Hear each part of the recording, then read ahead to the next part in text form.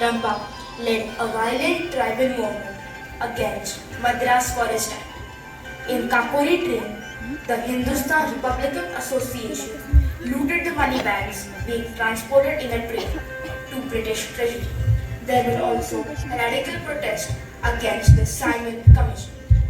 The commission was composed entirely of British members, with not a single Indian member being included in it.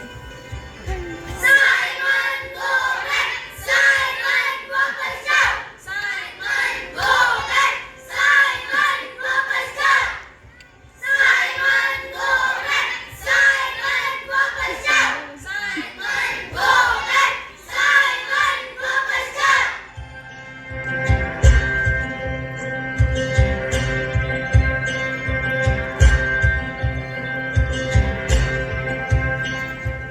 Revolutionaries across the country were ready to sacrifice everything they had.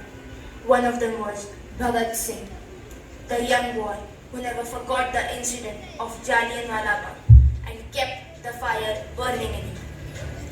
In December 1928, Bhagat Singh, Sukhdev and Rajguru plotted the assassination of the Superintendent of Police, James Scott, in London to avenge the death of Lala Lajpat Rai, the nationalistic leader of the famous Lal Bal Pal riot.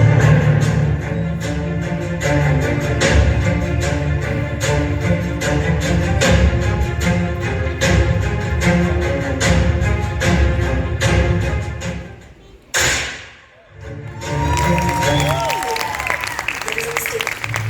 We have killed Saunders instead of James Scott. Okay, you both find a place to hide.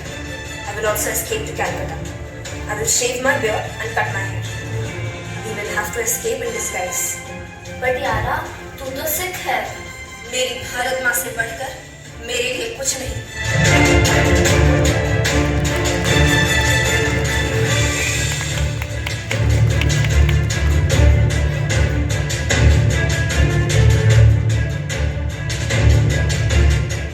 In April 1929, Singh met Batukeshwar Dutt. The plan was to fight against the unjust bills passed by the British government in the Assembly. बटुक भाई, अब हमें central assembly में धमाका करना है। This assembly has passed the Public Safety Bill. It allows any Indian to be detained without trial, just on suspicion. हाँ Bhagat. And then there is a trade dispute bill. Under this, we cannot do any protest, not even a non-violent strike. This is a direct attack on India's nationalism. हम गुलाम नहीं हैं, वक्त आ गया है ये दिखाने का कि हम क्या कर सकते हैं। It takes a loud noise to make it deaf. तो कर दे धमाका. कर दे धमाका।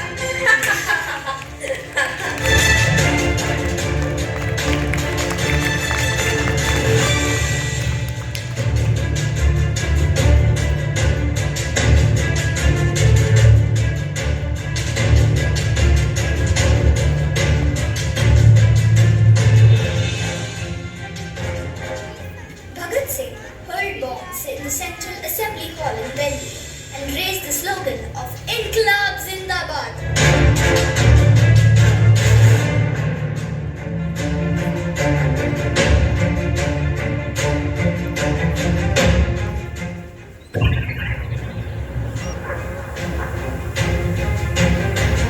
Vande Mataram! Inqilab Zindabad!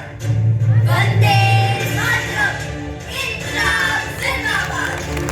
Vande Mataram! Inqilab Zindabad!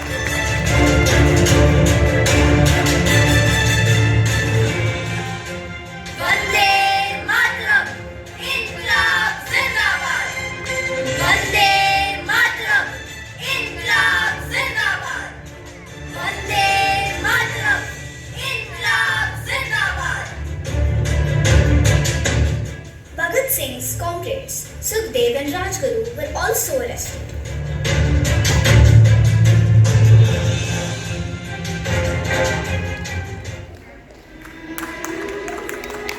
1930 to 1940, a lot happened in this period.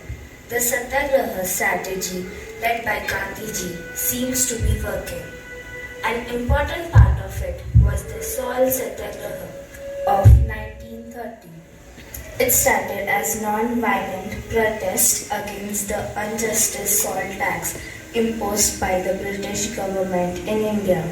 The salt laws made it illegal for Indians to collect, produce or sell salt.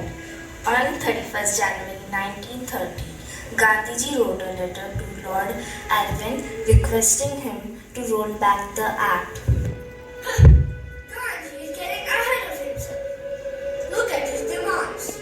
Reduce the rate of land revenue, reduce military expenditure, release political prisoners, abolish salt tax. Next to air and water, salt is perhaps the greatest necessity of life. This high tax on salt hurts the poorest Indians the most. We demand that the Salt Act be abolished. We refuse to obey this law as we will produce our own salt. We'll see about that.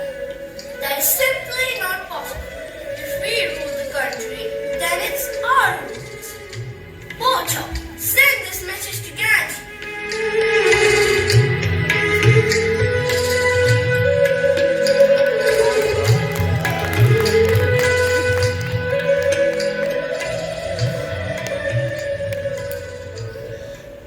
Well, then we will have to resort to salt satyagraha.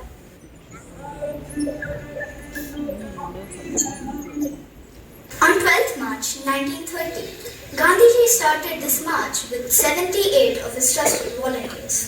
The march spanned 387 kilometers from Sabarmati Ashram to Dandi.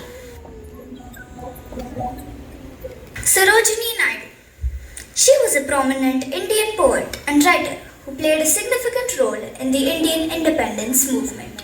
She was also called the Nightingale of India for her lyrical poetry. She went to London in 1990 as a part of All India Home Rule League, as a part of her continued efforts to advocate for freedom from the British rule. Naidu joined Gandhi's Satyagraha movement of non-violent resistance against the British rule. हम भी आपके साथ चलेंगे बाबू।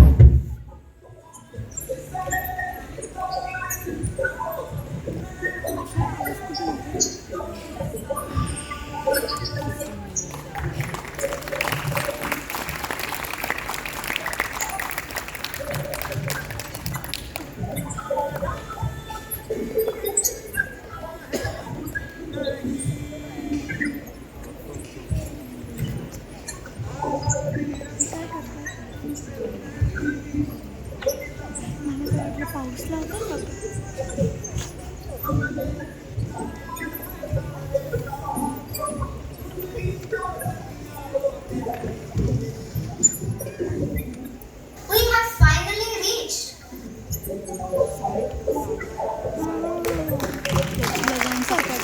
Killing the lawbreakers. Our work is complete. Jai Hind, Mahatma Gandhi ki jai.